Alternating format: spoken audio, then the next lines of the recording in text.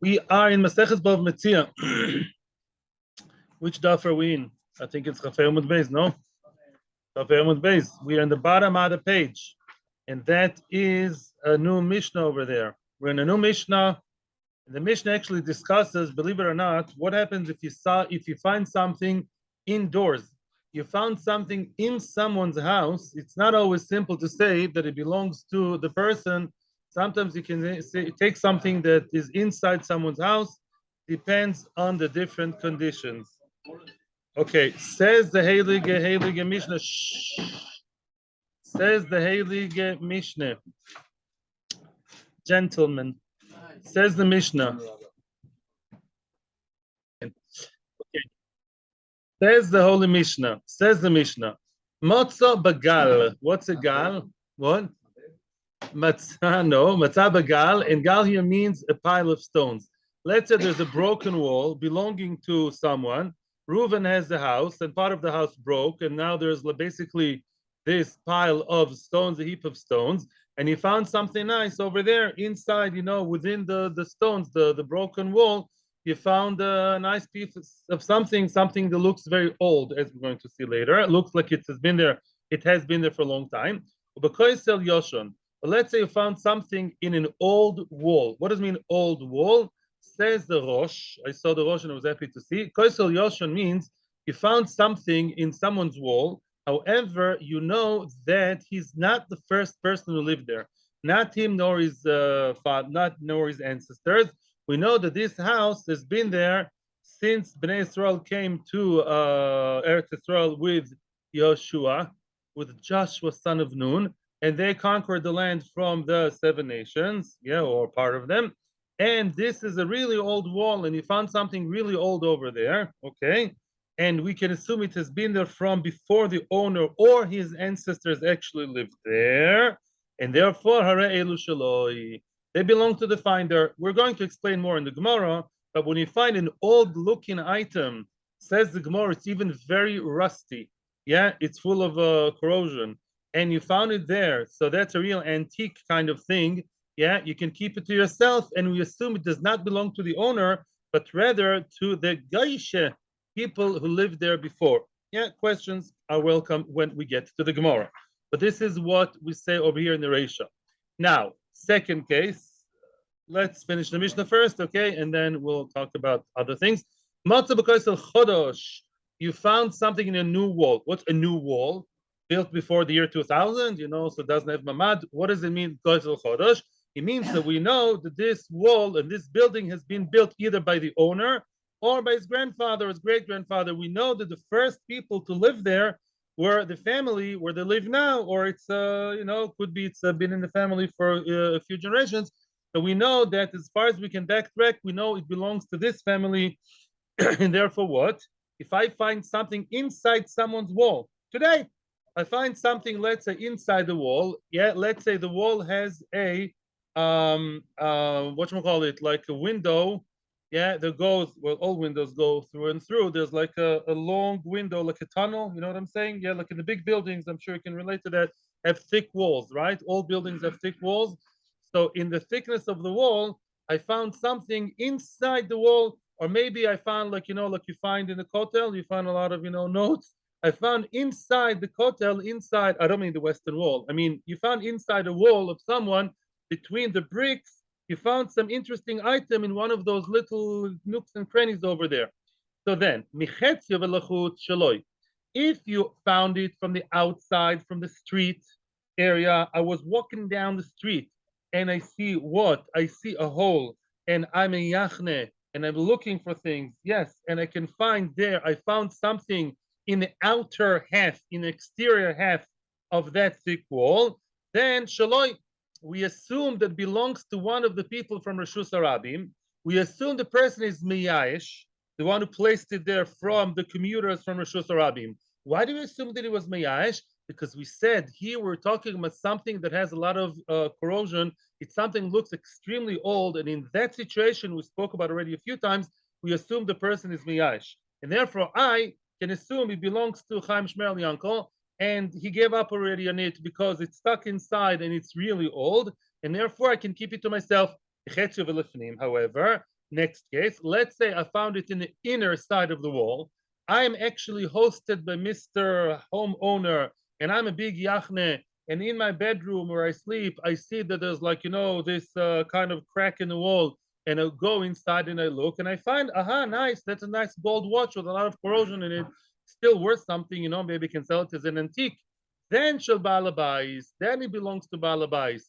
Even if it looks like it's an old item, we say because this house belongs to balabais, and we assume it was placed there by balabais, who maybe forgot about it, but it was not meyash because it's his turf, it's his place, and we do not assume the balabais was meyash. He knows this is his house and it's going to be kept there.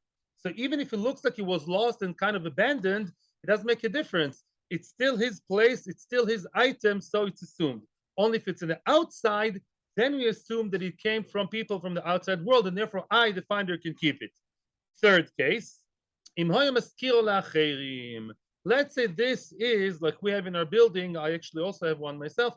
Let's say there's a short-term rental. Yeah, let's say this is the kind of place where every few days or every few weeks, or maybe a few months, there are different people who live in that place. Okay, according to Tersis, they live with balabais. Like they rent one room. According to Rashi, they don't.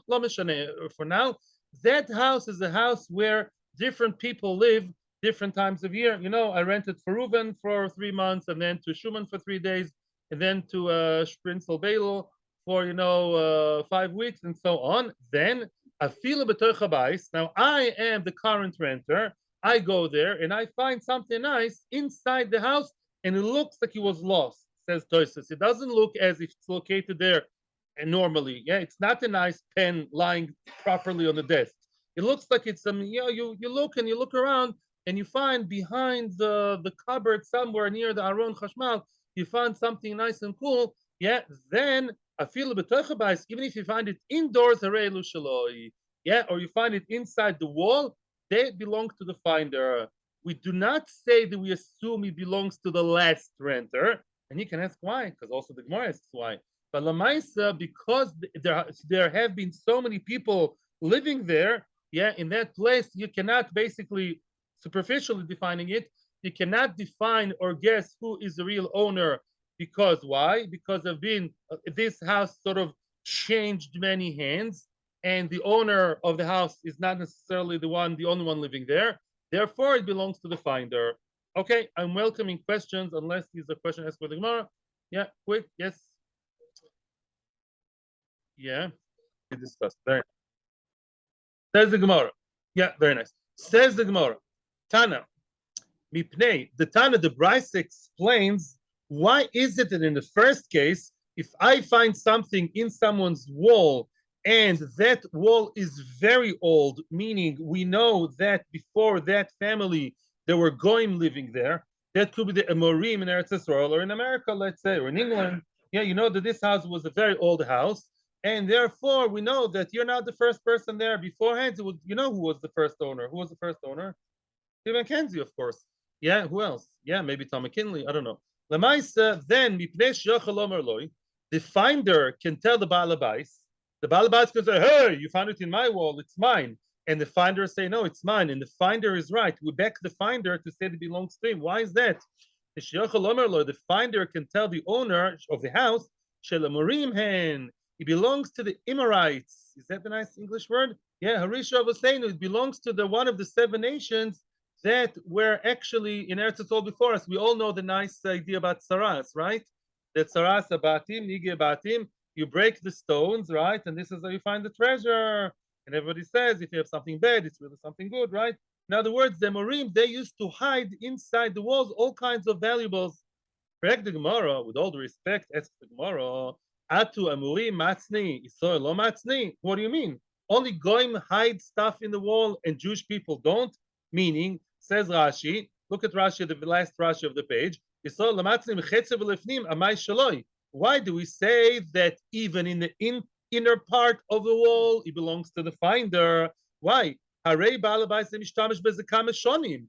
This Balabais also has been the owner for many years already, right?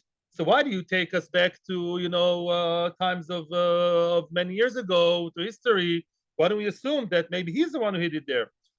And says Gemara, lo tzricha. No, we have to explain the Mishnah this way. The shatich tfei, it's very corroded. It's really full of faluda, full of rust. It's so rusty that the assumption is, you ask an archaeologist, he will tell you this is from the times of the Amorim. And chinami, if it's not very rusty, it looks like, chronologically speaking, it has been there since the family moved in. Then it belongs to who? Then the inner part, if you found it, the inner part belongs to Balabais, right? An outer part belongs to people from the street, like the second case. However, if I find something in a very old wall, and very old according to the Rosh and Shulchan Aruch, means something that, a wall that has been lived in by Goyim before you, then we say that at that point, we say, and the item looks very corroded, very rusty, then we say it probably belongs to the people before who are going, and I don't have to return. If you don't mind, let's see Tosfos, and then I'll listen to Rabbi Simgi. You like it when I do Tosfos. Says Tosfos, the Shatich. Look at the first Tosfos in the page, and we're going to see the question of Habocher Choshuv Kohen. The Shatich, Vim Toimar, Belikne Lechatzer Leba'al Gal Leba'al Koisel. What about Kin and Chotzer? In other words, it's true that the Goyim are the ones who hid it there, but still, Tosfos and many other Rishonim ask the question, what about Kinyan Chotzer? In other words, right? Let's say Tim Mackenzie, Tom McKinley, or Abdul Mahmoud Ibn Mahmoud. He is the one who put the stuff there, the item over there, but it's still my wall. My wall, my ownership, because Kinyan Chotzer. Where did we learn about Kinyan Chotzer before, right? In Daf Yud. We learned Chotzer could be your Shliach, Chotzer could be your Yad. Yeah, so Chotzer should be a koine for you, right? So automatically the item was by me. Then I acquired the house. That's it. Now it belongs to me, says Balabais, even though it used to belong to the Goy. And this one who found it should get out of my sight now. The Yeshloimer answers Tosfos and many Rishonim. The En Chotzer Koine B'Dover Shiochalios Shloim Tzenu LeOilom. A Chotzer does not acquire anything to its owner if it's something that he possibly may not find ever. Over here, Shumutzna Be'Oivia Koisel. Over here, it's hidden inside, as I told you, the thickness of the wall. It's a thick wall, and therefore, I'm a big finder. I'm a yachne. I'm a detective. I found it. Balabais may possibly live there an entire lifetime without knowing that item is there. And therefore, says Tosfos and other Rishonim, although a chotzer doesn't have to be koine midas, in other words, I don't have to know that the item came into my chotzer right now, that we said before, but potentially I have to know, because Kinyan chotzer does have to do with the owner. So there has to be some kind of level of consciousness, of awareness from the side of the owner. If the owner is completely clueless and may potentially be always clueless about it, then Kinyan Chotzer doesn't apply. Unbelievable big chiddush by a few Rishonim here. The Rosh gives another answer. The Rosh says something very interesting. He says, why do you want to say that you're the owner now? The previous owners were the Amorim. We conquered Eretz Yisrael. We ousted them, right? So now we became the new owners, Russia, Ukraine. Lahavdil. And therefore, now I'm the owner. Says Rosh, no, it's one tribe against the other. It's a national thing. So stuff left by Marim, if you want to play the Kinyan Chotzer game, belongs to the whole Klal Yisrael. Because it's not you versus the Marim, it's Jews versus the Marim. The Rosh goes on, and I didn't go into all the details, but that's an interesting teretz. But in any event, most Rishonim answer like Tosfos, and they say you don't know about it, and you may never have known about it either. Therefore, it belongs to the finder, not to the owner of the house. Rabbi, I'd like to hear your beautiful questions and comments.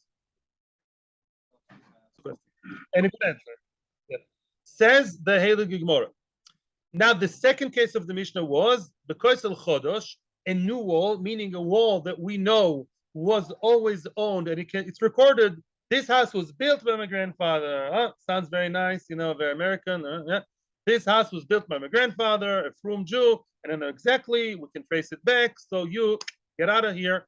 And therefore, if that's a new wall. What do we say though? If the finder found it in the exterior half of the wall, in the outer half of the wall, then we assume it was stuck there, by a bypasser, and he was meyash, because it's very corroded here. If you find it in the inner wall, in the inner part of the wall, in the inner half of the wall, meaning from the indoor area, indoor part, therefore it belongs to Balabais, because we assume it belongs to Balabais, and you get out of here. It's not yours, even if it's very old. Balabais was not meyash. Maybe it belongs to his grandfather. Okay, so he yarshened it. Maybe he's going to fight with his brothers, but you, Mr. Finder, is definitely not yours, right? Get out of here. It's his house and it's his belongings, yeah, as old as they may be. This house always belonged to the family.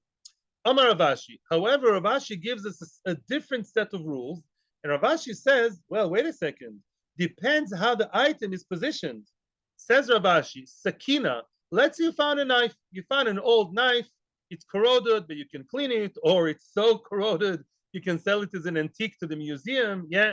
By the way, in this country, if you take something, my daughter works on archaeological sites. Time I'm telling you, if maybe you don't know, is Olim. If you take an archaeological finding and you take it to yourself, it's at least 5 years in jail very quickly. So in this country, they're very, I don't know about Western countries. Here, they're very, zealous about it. So if you find something very old, belongs to the state over here. So that's just to know as an aside. Okay, so now, Omar Avashi, Sakina, a knife. You found a knife. Bosar kata depends what the cut is, not the blade. Kata actually means the handle. Depends where the handle is, which means if the handle is closer to the outside, we assume it came from the outside, because people usually stick knives, obviously holding the handle, hopefully not holding the blade. Yeah, right. So basar kata, if the kata, which is the handle, is where closer is on the side of the inside area that belongs to balabais. The kisa. What about a pouch of money? Basar shanse that goes by the strings. Like the pouch with strings. Before there were zippers, before there were zips, there were like strings. I know some very fancy whiskeys, right? They have that. The whiskey comes in a velvet thing with with a string, right? Yeah, I've seen that. So then, if depends where the strings are. If the strings are to the outside, right, then we assume that they're from the outside. Stringers closer to the inside. The other way. In fact, the Gemara, Ravashi, that's very nice. But the Mishnah does not say what Ravashi says, because Ravashi ignores the location. He only looks at the position, not the location.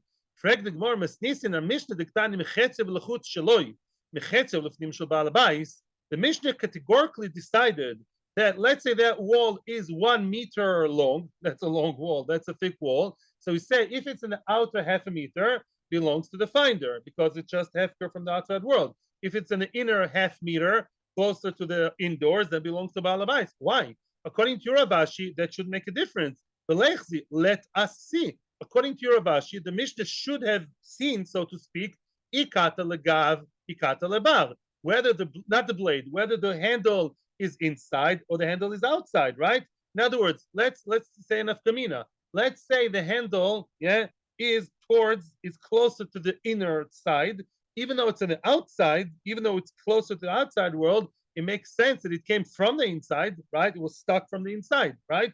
And the Mishnah doesn't seem to be saying it. And also regarding the pouch, ishanse legav, ishanse lebar. Look at the strings of the shanse, of the what's his name, of the pouch, and see whether they are facing the inside or the outside. Why do we care about the location if it's the inner or outer? Look, Ravashi makes sense, but the Mishnah L'chorah doesn't. We should see the position, not just the location, whether it's indoors or outdoors. Answers the Gemara, Ravashi is right, and the Mishnah is right. The Mishnah masnisin beudra v'nascha. The Mishnah talks about items that have no beginning and no end, which means udra are like fluffy. How do you call it? No, like what you put inside the down, the comforter. What? Or feathers? Yeah, feathers. Right, feathers. Yeah. Let's have a whole bunch of feathers. You have like a big pillow, let's say, full of feathers. Let's say, no beginning, no end, right? That pillow, where does it start? Where does it finish? Nowhere. Yeah, it's not like a knife or a pouch. You can tell where it should be held. It doesn't have to be held, one corner more than the other. It's all the same. Nascha we've seen many, many times. Nascha is a raw piece of metal, gold or silver. Nascha like a bar of gold, or like raw piece of gold or silver. It has no shape. It doesn't have a very clear industrial kind of shape, and therefore you don't know where it begins, where it ends. And therefore, in that case, you have to go by the position, by the location, and you say if it's on the outside, it came from the outside world. If it's on the inside, then we assume the one who placed it there is the balabais, and therefore it belongs to him and not to the finder. Tana, another brisa on the same idea. Let's say the entire wall is actually full, is filled with that item. Let's say, yeah, you dig in a little bit and you see, wow, there is, 1 meter, long of wide or thick of a wall, and you have whatever 98 centimeters long of a piece of gold, a nice long sheet of gold. Whoa, wow, it has no shape. In other words, it's not a knife. It's just, the same thing from all sides. What do you do then? Cholkin, you divide it. Why do you divide? Says the Meforshim the Shulchan Aruch, the Sma, I think, misofek, right? We don't know who brought it here. There's no way to identify whether it came from the outside or the inside, because it basically takes in the entire width of the wall. You divide. In case of machloikes, you do share and share alike. Frag the Gemara, pshita. Of course, what's the chiddush? Why did the Bryce have to tell me that? It's simple. Pshita, of course, we all know that, there doesn't seem to have to be any, any indication here that it belongs to one side more than the other. Of course you divide. What's the chiddush? Answers the Gemara. Lo, tzricha. We do have to mention it. The mishapa bechad gisa. Let's say that this cavity in the wall, that hole in the wall, that space in the wall is not exactly even. It's meshupa. It's tilted. There's like a slant. Okay, like that. And you found it's not a very steep one, I assume, because otherwise it would have fallen.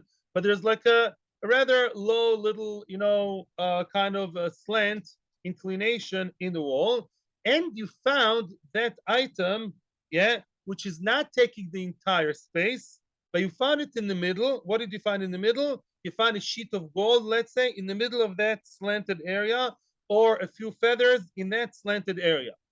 The chiddush is, if it's really 50 over here and 50 over there, then you share and you divide.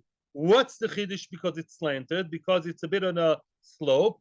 Mao de tema, I would have thought, if not to the brisa, ishtapuch ishtapuch, that he basically started off on one side. Let's say the side of the street is higher and the side of the balabais, the interior area, is lower. I would have said, hey, says the finder to the balabais, because there's a slant, that's what gradually slipped down.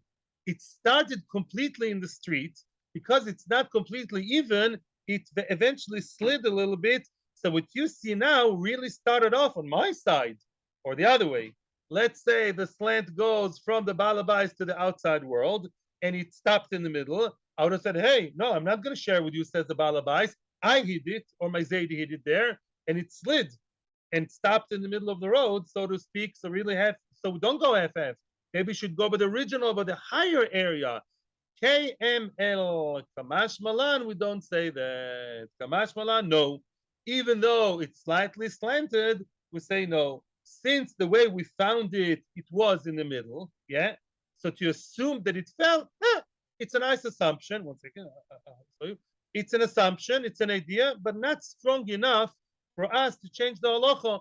And really, we still assume, since when we found it, it was halfway here, halfway there, right? It was in the middle. Therefore, we see this now stationed half here, half over there, or maybe 40-60, then they'll share 40-60, yeah?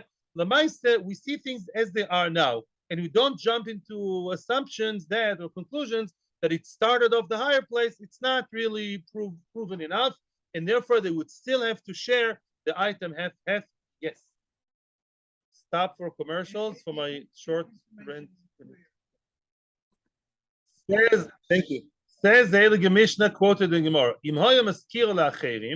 if the balabais rents it out to other people, and periodically there's always other people moving in, other renters coming in, I found something indoors, let's say inside the inner part of the wall, yeah?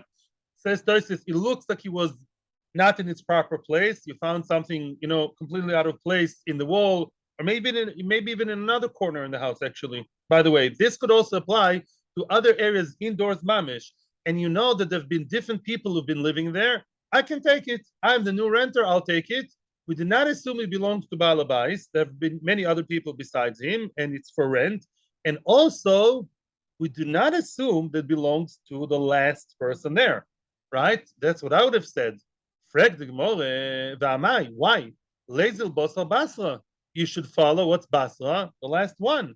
Let's assume if the three people who were there were Reuven, Shimon, and Shlumiel, let's say belongs to Shlumiel because he's the last one. Besides the fact he always loses everything, he's the last one. Let's assume it's this. These are the leftovers from the last guy, and the Gemara is going to prove the question. The Gemara is going to back the question.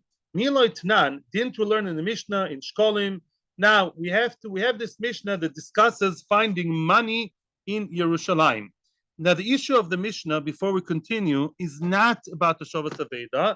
As we know, in most cases, as we've seen in the previous sugya, not all, but most cases, money, you don't have to return, right? No, it's not shaped like this, like that. It's not in the location. Some money scattered in the street. Oh, Mazel Tov, Hashem loves you. Don't have to give it back. However, if you find money in Yerushalayim, what kind of money, mitzad kedusha, is used a lot in Yerushalayim? Maaser Sheini, very good, of parents.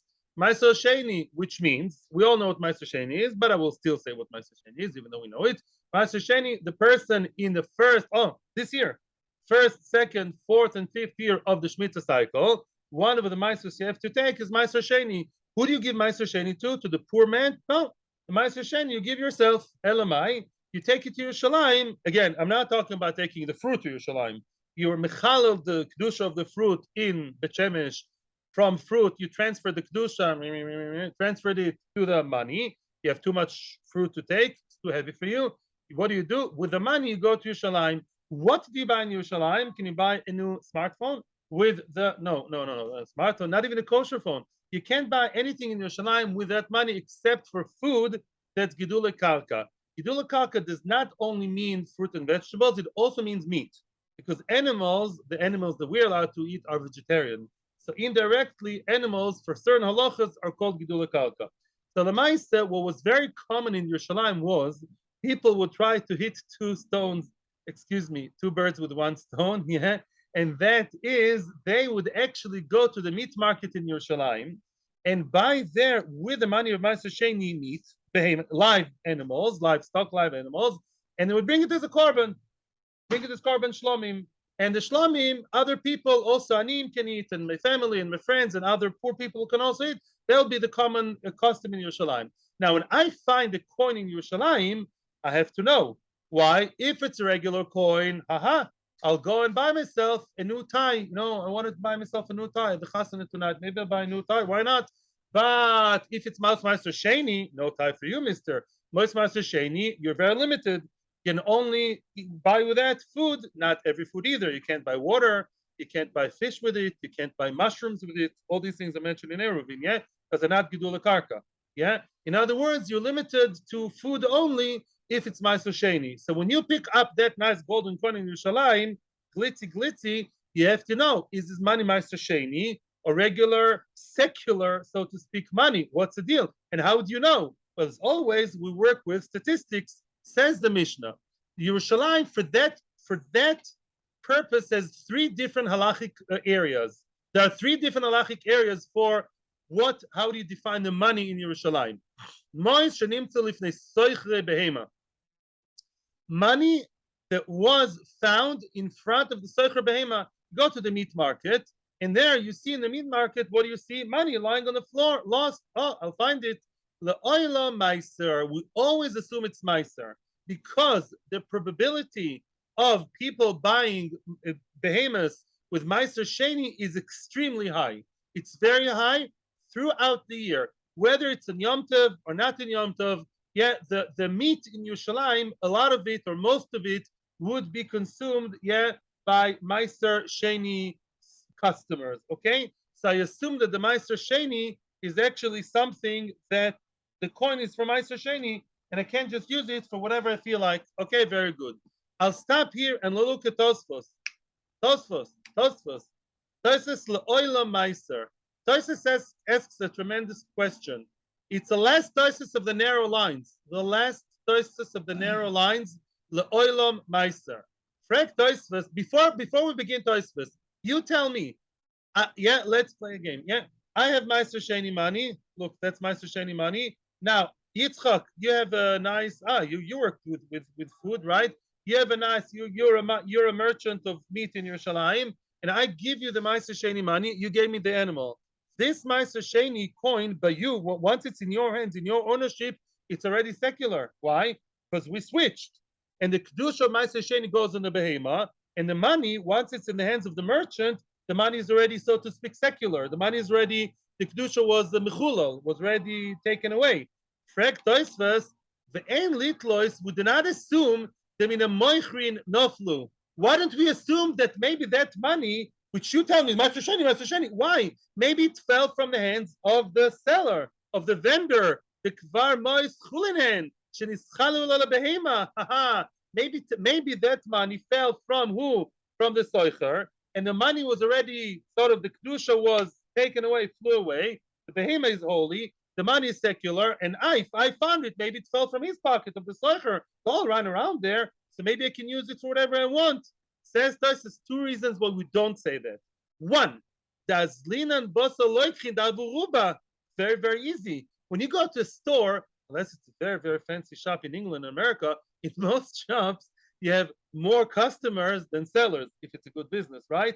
So, Mimela, statistically speaking, how many buyers are there? A few. How many sellers? One, right? The moicher echad, moicher lekama v'nei adam. So, mitzad statistics and roiv, yeah, if you have majority of, in one shop, you have one person who's the moicher, and many people who are the buyers. So they come with their holy money, and he has his secular money. We assume the money is holy. We go by the majority. The oid, another reason, the mukmina lu achazaka davi meiser. Beautiful. Besides roiv, there's another famous halachic concept. It's a cousin of roiv. His name is chazaka. What's chazaka? We always assume that we leave things as they were at the beginning of the process. When I enter the shop, kling long, welcome to the Yerushalayim meat shop, Akatzavim Yerushalayim. And now what? I enter the shop, my money was holy, right? Maybe eventually the money was switched with the seller. But at the beginning, Bereshis Bara, just at Bereshis, the money, when it started, when I came into the shuk, he was Kaddish, it was Maaser Sheini. And therefore, when we have a question, we always take it to the original part of the story. And therefore, the money found in Yerushalayim, in the meat market, is highly assumed to be of Maaser Sheini. That's place number one. And soon you see the connection to a sugya. Case number two, location number two, back to the Gemara. We're done with Tosfos, we're back to the Gemara. Second place, the Harabais Chulin. Let's say the person found the money in Harabais. Now, in Harabais, it's like this. Usually, people would use Maaser Sheini money and would be in Yerushalayim. When is the peak season in Yerushalayim? Ask every hotel owner. Regel, even today, right? You go in Sukkot and Pesach, you think like you're in America and France and England together. You go to Yerushalayim, right? Kol Shekain, back in the times of Beis Hamikdash, in Emir Hashem in the future, obviously the time of the Regel is there was peak season for people who came to Yerushalayim. And when people come to Yerushalayim, they would always bring the Maaser Sheini money. Everyone Kimat was into agriculture, right? Everybody had Maaser Sheini. And therefore, as opposed to the meat market here in Harabais, interestingly enough, we say, if you found money in Harabais, we assume it's not Maaser Sheini. Why? I'll tell you why. Although during the Regel, it's more of a peak season for Maaser Sheini, outside the Regel, then it wouldn't be dafka all these tourists coming with the Maaser Sheini. It would be people without Maaser Sheini. Outside the Regel, if it's not in the meat market, people also have regular money. Local people, tourists also have their own money, not just Maaser Sheini. So although during the Regel, it was more common to have Maaser Sheini money, but if you look at the entire calendar, and again, go with majority and minority, Regel time is minority.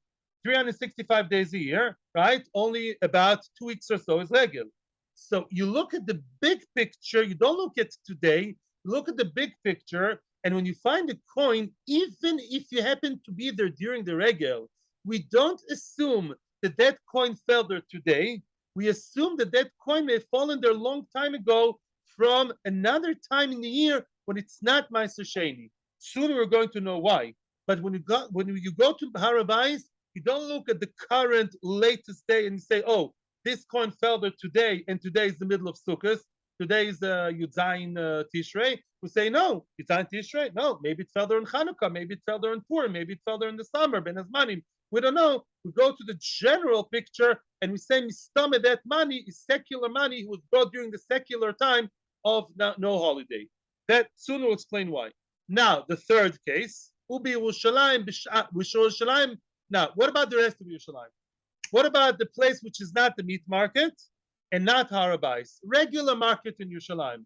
Regular street, Yafo, Geula, Stam, a regular place in Yerushalayim. I'm saying Yafo and Geula, even though they're outside the walls, because when Mashiach comes, they'll all have the kedusha of Yerushalayim. You know that.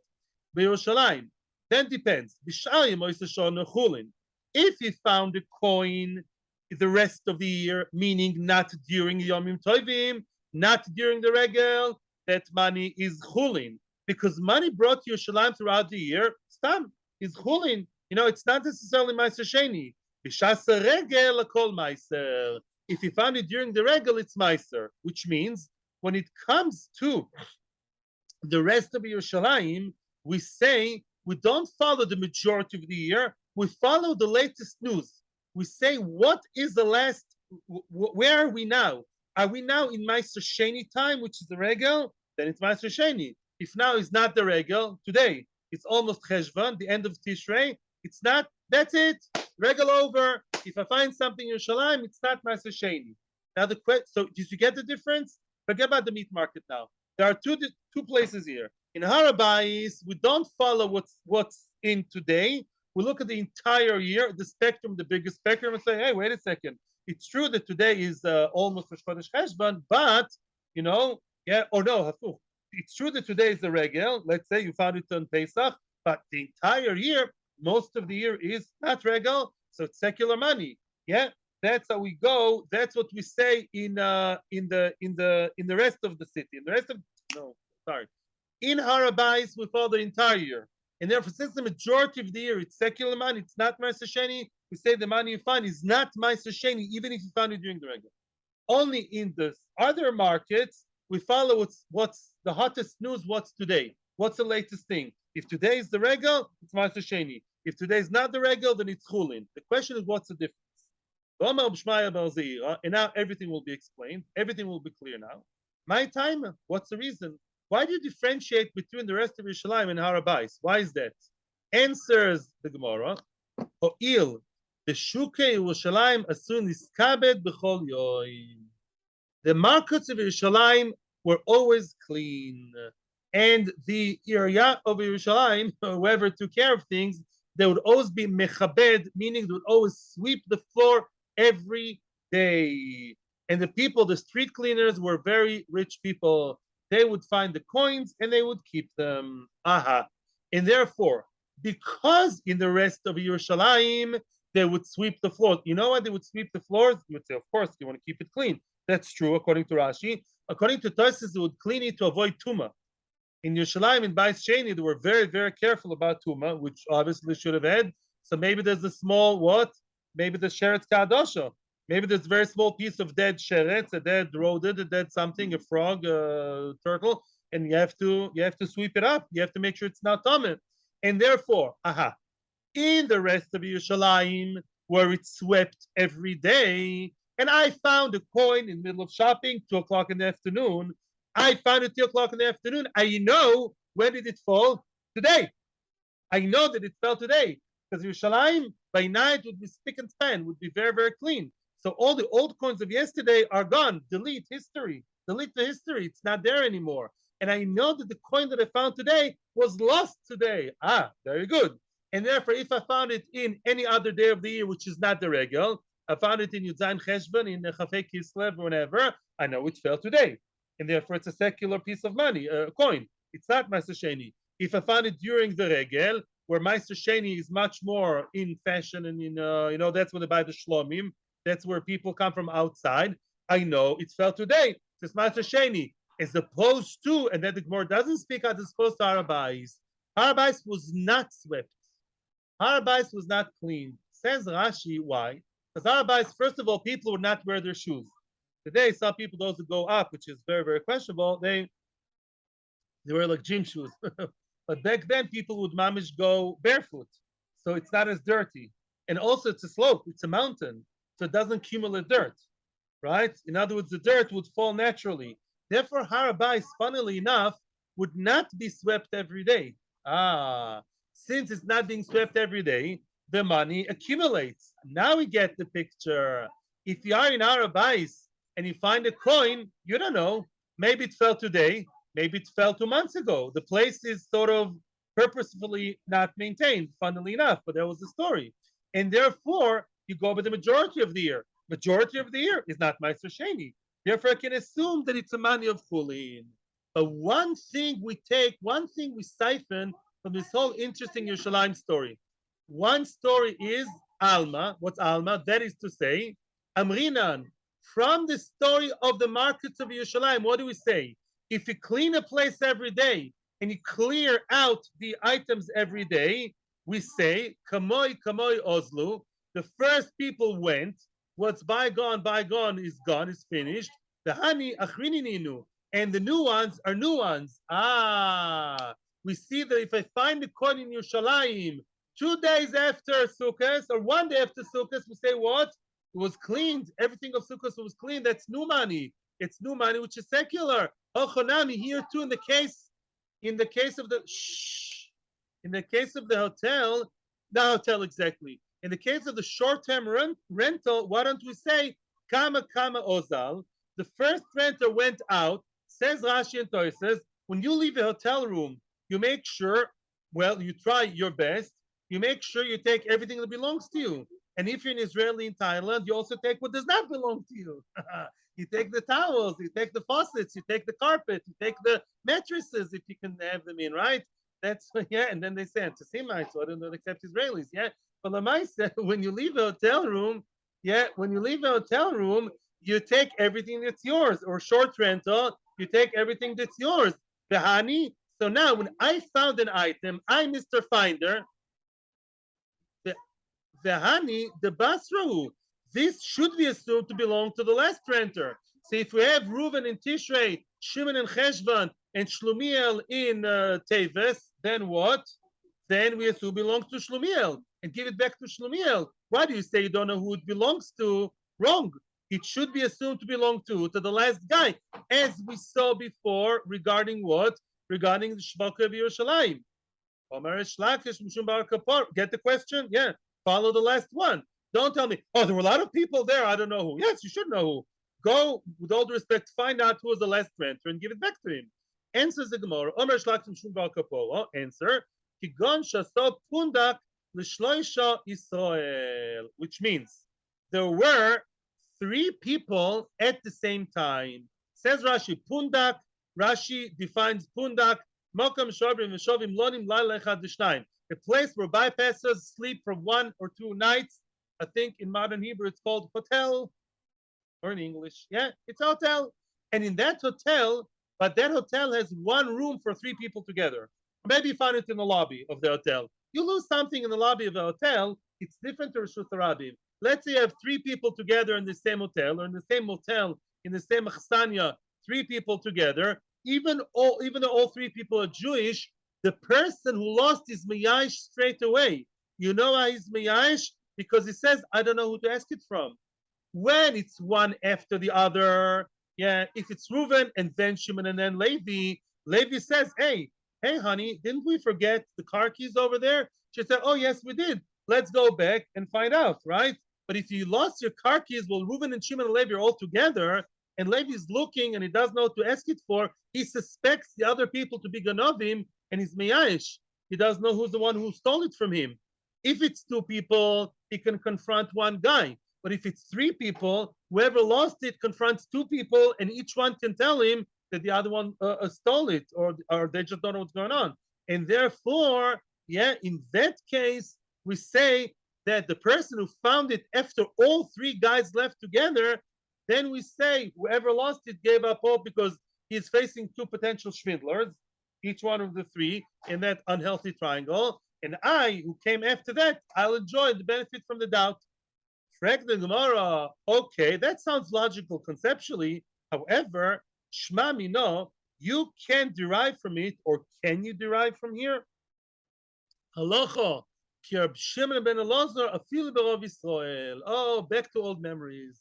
Remember before Sukkot, which was only I think 2 dapim ago, we said Reb Shimon ben Elazar argues on Chachamim, and he says anybody who loses an item in a public place or place where there's a lot of people, he automatically loses hope. We're being very cynical, and we assume that people don't trust human beings, the human race, and they assume that it would be found by the wrong kind of person. That's what Reb Shimon Elazar holds, and therefore I can find it and take it because the person lost the item and lost hope. Now there was a question, though, if you remember, did Reb Shimon Elazar speak about Baltimore, Goyish area, or did he speak about Bnei Brak, or about Beijing or Beit Shemesh? Meaning, did he speak about Yiddish places or Goyish places? Do we say that you lose your trust because you assume people in Beijing would take it and not do a Shabbos Aveda? Or would you also say it in Bnei Brak? Would you there? In Beijing, they're Goyish, most people. No, it's a question. Would Reb Shimon ben Elazar say what he says only by Goyim? Or would he also say it by Yidden? That was a big question. We did not come with a clear conclusion. We were vacillating back and forth. From here, the Gemara wants to tell you, wait a second, why did the Gemara have a question whether it applies to Jews or not? If you explain to me that our Mishnah, which we just read, if I found something in a hotel, and that hotel beforehand, the hotel room was shared by 3 people, like in Uman, Hasidim do it a lot, right? You go to a Shabbaton, to a Shabbos, and a few men are together in a big room in a suit, right? Each one in his own bed, his own area, but they all share the same meeting room, right? In the room.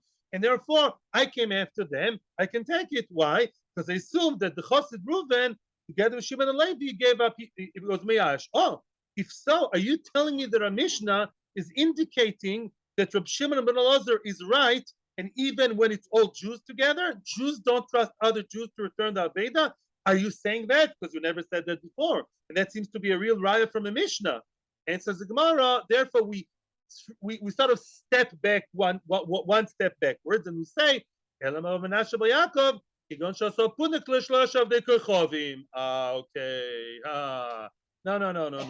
In other words, there was a pundak of 3 goyim. Now, a goyim, you don't have to return bichlal. But let's say the Balabais says Tosfos was with him. The Balabais, he rents out different rooms in his house. He's there with his wife and kids. People do that. And there are different rooms in his house. One room is by, you know who, of course, it's Tim McKenzie, Tom McKinley, and also Chu Cha Chu. Whatever, there are 3 goyim there. So now, because there are 3 goyim there, he lost something, the Balabais, or maybe a Jewish guest together with other goyim. So Reuven, together with 3 goyim, he lost hope, because by goyim, of course, Reb Shimon Elazar holds that you don't trust them to give you back, right? I mean, could be they're nice and they're honest, but gay base, they don't have halachic chiyuv over here, yeah? So that's the case. So we can't prove what we gained was we stepped back and we said, we can't prove Reb Shimon Elazar would say what he says about Yidden. We're back to square one. Reb Shimon Elazar would say what he says about Goyim. Would he say it about Jews? We still don't know. We remain in the same comfort zone of Sophic that we were before. However, comes an answer. Now comes Rav Nachman, and he dares to say differently. Rav Nachman Omar Rabba Baravua, listen to this amazing svara. Afilu temel shlosha Yisrael. Even if you say, listen to this. Again, let's refocus on the question that we have here. Reb Shimon Elazar said that if you lost your item in a busy place, in a high street, in a marketplace, right? You give up hope. We don't know whether he said it only by Goyim or also by Jews. Here we talk about the hotel. I'm in the same room. It's a big suite room, each one with his own area, his own bed, but we share the same space. And it's me in a hotel together with Tim, Tom, and Tum. Yeah, Tuma. With 3 other goyim. So we say that for sure we don't believe the goyim. Now, says Rav Nachman, even if I am together with Reuven, Shimon, and Levi, still we can say that what? We can still differentiate between losing something in the street, between losing something in a hotel room with 3 people whom I recognize. To be in a hotel room is worse and causes more yush, more giving up hope than to lose it in the street. Why? Says the Gemara, my time. Ahud and Ofel Minei, the one whom it fell from in the hotel room, miyai, she gives up hope straight away. Why? Meimar Omar, he says to himself like this, Michdi, ina shachrina lo avibadi elahani. There's nobody else here in the room, in the hotel room, except for me, and even by Yidden, Reuben, Shimon, and Levi. Amri kamayu kamazimni. I told Reuben, Shimon, and Levi one morning, I lost my watch, and I said, guys, did anybody see a watch? Nobody else was there. No cleaner, no chambermaid. It's not a fancy hotel. No balabais. The middle of I don't know, the desert in Nevada, just in one. So anybody saw my watch? No. Say Reuben, Shimon, and Levi, and I confronted each one. Did you see my watch? Yeah. No. So then what?